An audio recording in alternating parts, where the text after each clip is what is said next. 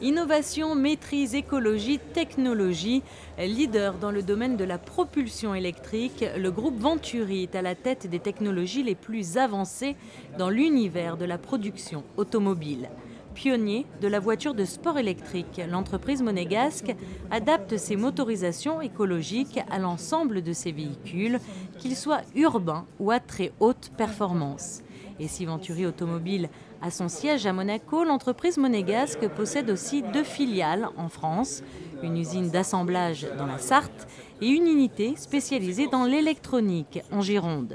Le président de la République française, François Hollande, avait d'ailleurs souhaité rencontrer l'entrepreneur monégasque Gildo Palanca-Pastor lors du Salon de l'automobile qui a eu lieu il y a un peu plus d'1 an à Paris. C'est donc tout naturellement que le chef d'État français, aux côtés du prince souverain, a profité de sa venue en principauté pour visiter les locaux de Venturi.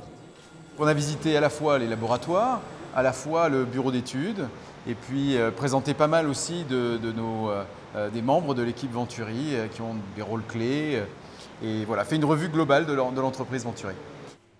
Venturi Automobile est une entreprise monégasque certes, mais elle est, vous l'aurez compris, étroitement liée avec la France. Les ingénieurs qui composent le bureau d'études de Venturi sont tous issus des meilleures écoles de l'Hexagone.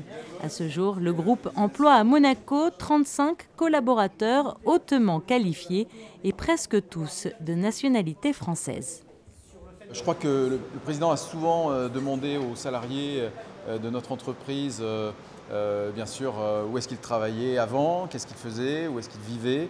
Donc il a eu une démarche extrêmement focalisée justement sur l'emploi, extrêmement humaine je dois dire, et très à l'écoute de tout ce que les personnes ont exprimé.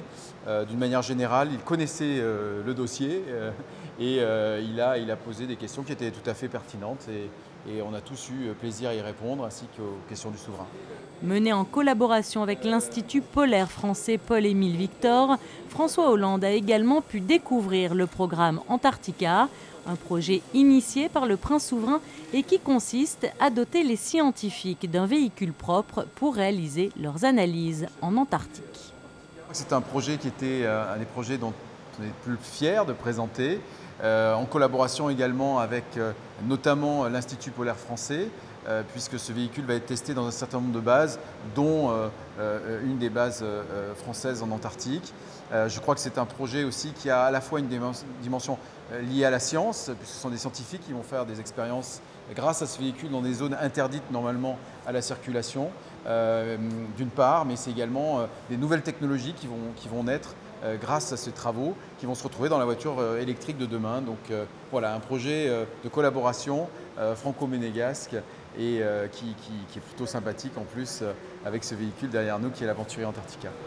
Le véhicule fonctionnera par moins 45 degrés Celsius et pourra se déplacer de façon autonome en Antarctique. L'innovation technologique est donc au cœur de la démarche de Venturi. L'entreprise est d'ailleurs reconnue aujourd'hui pour la conception et la production de chaînes de traction électrique à forte puissance et de systèmes batterie.